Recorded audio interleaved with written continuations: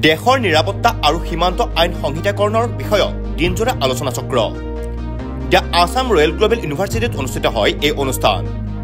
সীমা আইন সংহিতাকৰণ, ৰাষ্ট্ৰীয় নিৰাপত্তা আৰু সীমা ব্যৱস্থাপনাৰ বাবে আইনিক কাঠামো শীৰ্ষক আলোচনা চক্ৰ।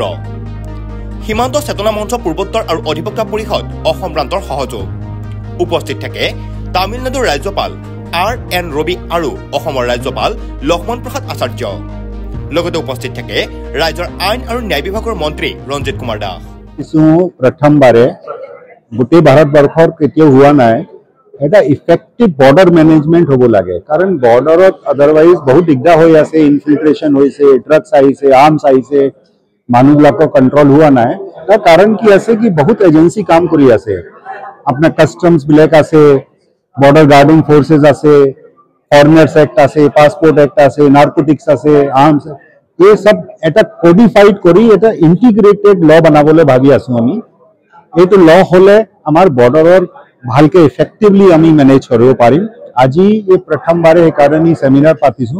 ইয়াৰ পাছত আমাৰ ৰিচাৰ্চ টিম বিলাক আমি লগাই আমি এটা বিল প্ৰিপেয়াৰ কৰিম আৰু গভৰ্ণমেণ্টক পঠাম। স্যাৰ এই ইনফিল্ট্ৰেশন প্ৰবলেমটি যেটি আছে এই ললে সলভ হবে আজি ইমান বছৰ সলভ নহল।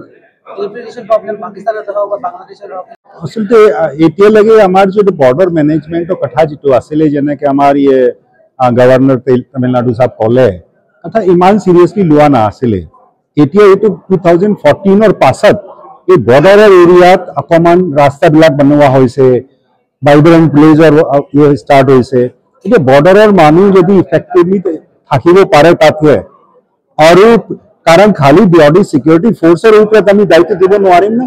বৰ্ডাৰত যদি গাঁৱত মানুহ আছে তেওঁলোকেও আমাক হেল্প কৰিব লাগিছিলে, এইটো হোৱা নাছিলে।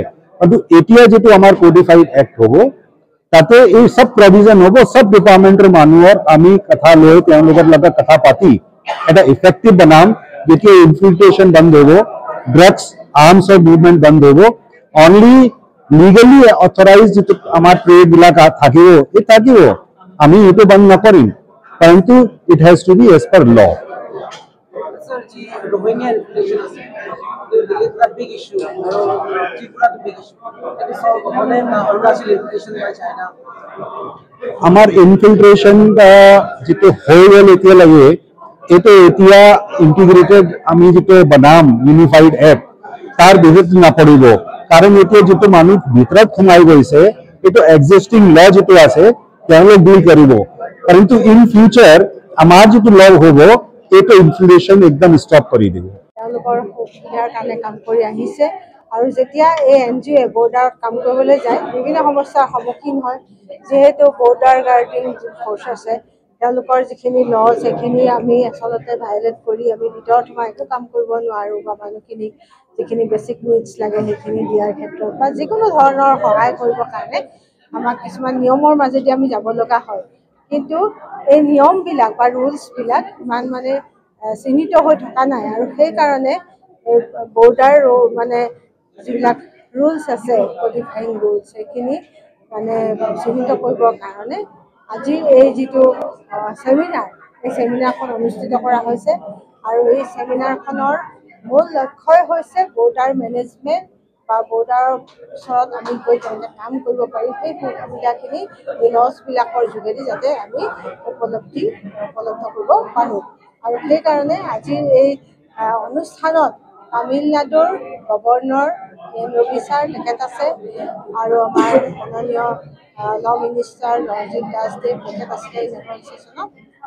আনহাতে আমাৰ টেকনিকেল ছেশ্যন যিবিলাক আছে তাত BSFৰ IG আছে আমাৰ কুলান শৰ্মাজাৰ DGP ছাৰ, আৰু লগতে আমাৰ মনোহৰ পাৰিক ইনষ্টিটিউটৰ ৰিচাৰ্চ এছ'চিয়েট তেখেত আছে, আৰু আজিৰ আমাৰ chief justice Biplab Kumar sir তেখেত থাকিব এটা ছেশ্যনত, আৰু লগতে কনক্লুডিং ছেশ্যনত আমাৰ মাননীয় গভৰ্ণৰ তেখেত উপস্থিত থাকি আমাৰ কাৰ্যকৰ্তাসকলক উৎসাহ যোগাব। News desk report, news NE 365। Stay informed, stay ahead. News NE 365.